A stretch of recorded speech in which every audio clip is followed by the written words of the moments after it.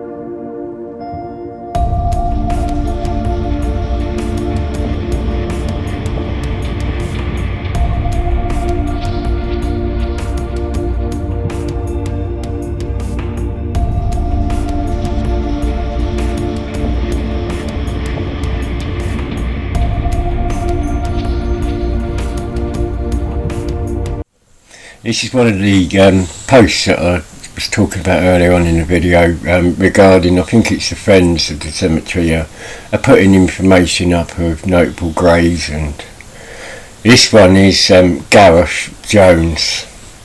The overview is Gareth Richard Vaughan Jones, 1905 to 1935. Gareth Jones accomplished a great deal in his short life. University both in Aberystwyth and Cambridge, where he gained first-class honours in French, German and Russian, all of which he spoke fluently. Graduating from Cambridge in 1930, he obtained the position of Foreign Affairs Advisor to David Lloyd George, and it was during the summer of this year he made his first pilgrimage to Russia. The visit was brief, as all the food he could obtain for himself was one roll of bread. In the following year, in 1931, he was offered employment in New York by Dr. Ivy Lee, Public Relations Advisor to the organisations such as Rockefeller Institute and Chrysler Foundation, and Standard Oil to research a book on the Soviet Union. In the summer of 1931, he accompanied Jack Hines II to Soviet Union, fortified with food from the Heinz organisation, when at the end of their tour they visited Ukraine. Gareth wrote a comprehensive diary of his visit, and Jack Hines was to publish a book anonymously entitled Experiences in Russia 1931, a diary which includes probably the first recorded 7 references to the word starve or starving of the Soviet peasants as a result. In the autumn of 1932, there were rumours in London of a famine occurring under Stalin's regime in the Soviet Union, so Gareth Jones made further plans to visit the country, but dramatic events were occurring in Germany. So in late January and early February 1933, he visited his country. He was present in Leipzig the day Adolf Hitler was made Chancellor. In March 1933, that he made his third and final visit to Soviet Russia and Ukraine to investigate the early reports he had heard of starvation. In his diary, he recorded that he had met Malcolm Muggeridge in Moscow before setting off on a walking tour of villages. Whilst Gareth was in Ukraine, Muggeridge posted his 3 articles to the Manchester Guardian, but they were eventually printed unsigned in later March. They had also been drastically edited and lay buried. On the 31st of March, the infamous denial of Jones's statement was made by Walter Duranty in the New York Times, stating there was no famine, and there was headlines to be the articles, "Russians hungry but not starving." On May the 13th, New York Times published a stinging reply from Jones which reiterated that he stood by every word that he had said. As a result of Gareth Jones' embarrassment to the Russians, Soviet Foreign Commissioner he had interviewed whilst in Moscow accused him of espionage in a personal letter to Lloyd George. Gareth was informed that he had been banned from ever returning to Russia. This no doubt a disappointment to him. Late in 1934, he embarked on a round-the-world fact-finding tour. He spent 5 to 6 weeks in Japan interviewing several important generals and leading politicians, and in his usual fashion asking some very embarrassing questions regarding Japanese intentions on the Orient. Whilst in Tokyo, Jones resided, unbeknown to himself, in the apartment of a radio operator of a major Soviet spy, Robert Sorge. He would have clearly been aware of Gareth Jones' previous embarrassment reports in the Soviet Union. After leaving Japan, he visited many countries across the Far East before he eventually reached Beijing. From there, the journalist travelled in Mongolia with a native German believing it to be free of bandits, ventured into the newly created territory that had been infiltrated by Japanese just a few days earlier, and where troops were also amassing. They were apprehended by the Japanese. They were eventually told that they were 3 ways back to the Chinese town of Kulga, only one of which was safe. Taking this route the following day, they were captured by bandits and held for ransom for 100,000 Mexican dollars. The German was released within 2 days, but after 16 days in captivity, the bandits disbanded Chinese soldiers whose families may have been held to ransom by the Japanese, murdered Gareth Jones. Gareth Jones' death in August 1935, on the eve of his 30th birthday, was a tragic loss not only to his family, but to the world and society as a whole. He had revealed to the whole world the terrible famine in the Soviet Union and Ukraine. He predicted the Second World War in Europe without breaking following Danzig corridor dispute, and the designs of territories explanation by the Japanese would bring about a confrontation in the Far East.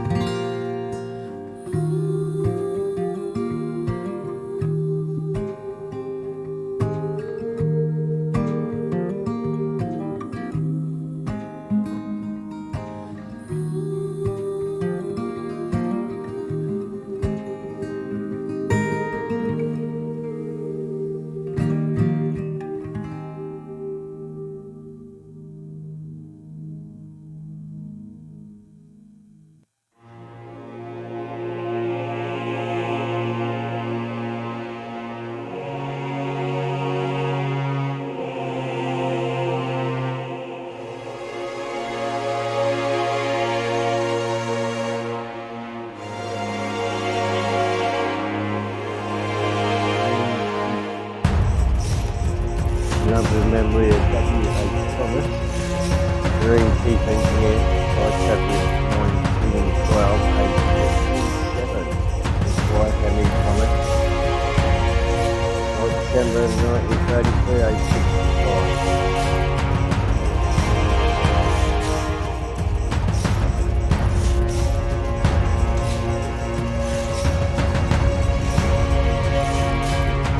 See that.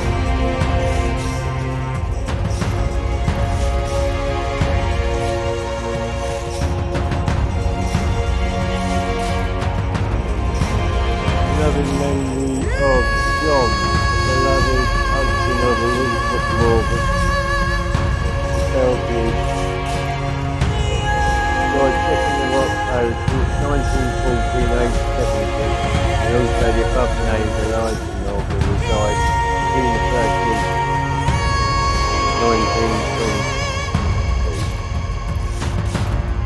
Different, that's unique. Beautiful.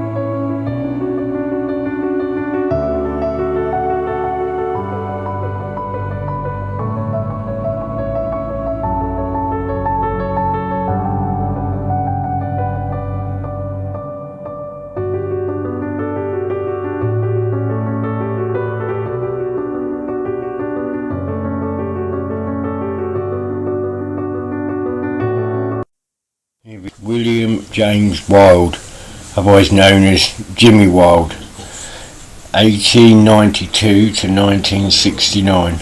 Born on the 12th of May 1892 in Quakers Yard, Merthyr Tydfil, the son of James and Margaret Wilde. When he was 4 years old, the family moved to 8 Station Road in Pontycroft, Tyler's Town, Rhondda, Glamorganshire. When still young, he showed considerable toughness in defending himself in street fights. When he began work at a local colliery, he worked with Di Davis, an old mountain fighter, who taught him a great deal about boxing and invited him home to practice in the attic. When his family split, he lodged with Di Davis at his house and later married Elizabeth, his daughter. He was a frail, slight youngster, but nevertheless his ambition was to earn his living as a boxer. When he was 15 years old, he had an accident at work and was unable to walk for more than a year, waiting for his leg to heal. He was given his first opportunity by Jack Scarrett, the owner of a boxing booth.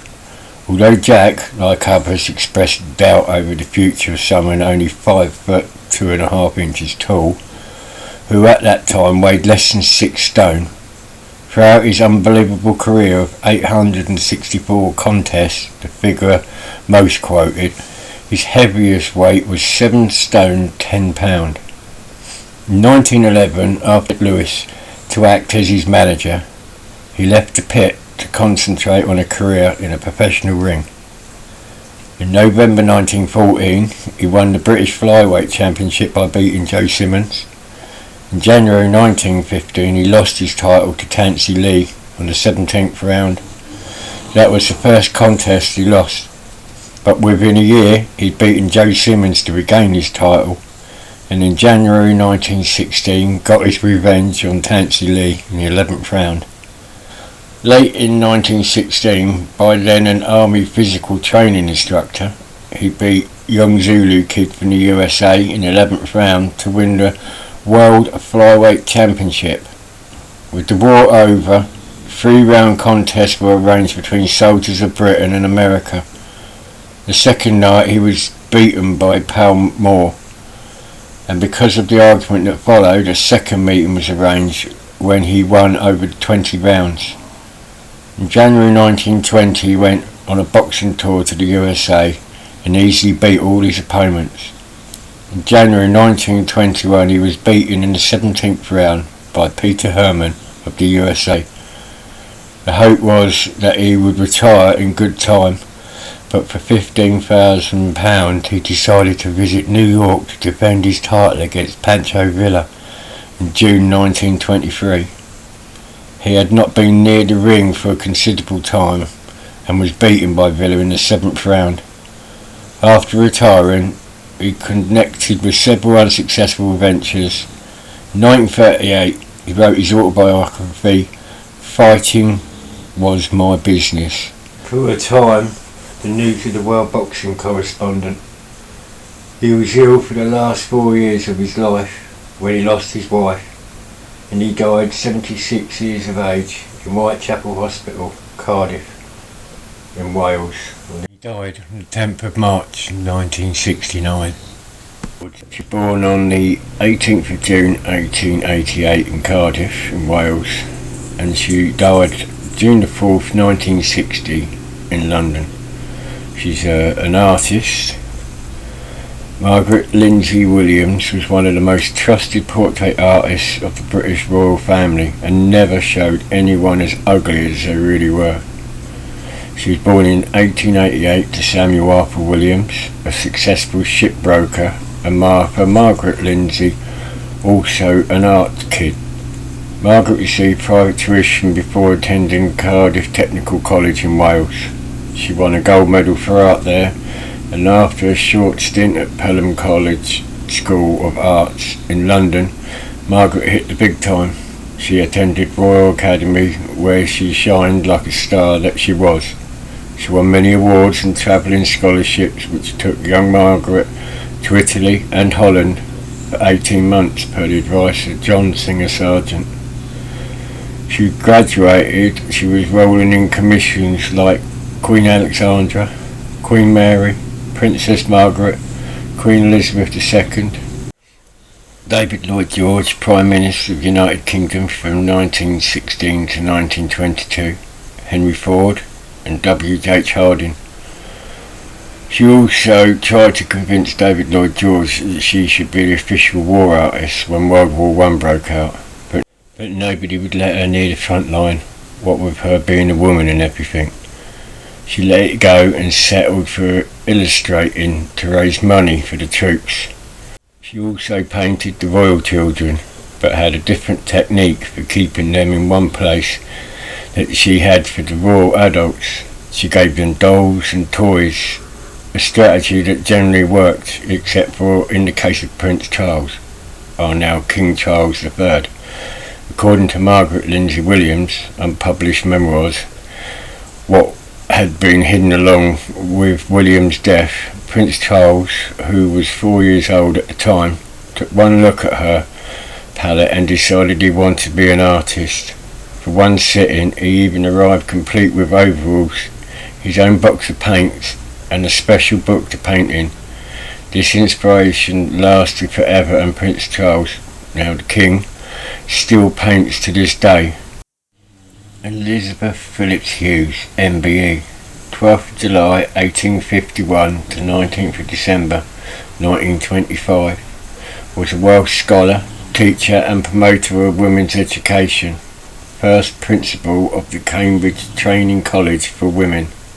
In 1884, Hughes was appointed first principal of the Cambridge Training College for Women, later Hughes Hall, which was renamed in her honour. In 1898 she became secretary of the association promoting the education of girls in Wales. She helped to found a teachers' college in Barry in 1914. She was the only woman on the committee which drafted the charter of the University of Wales, and in 1920 she received an honorary degree from the university.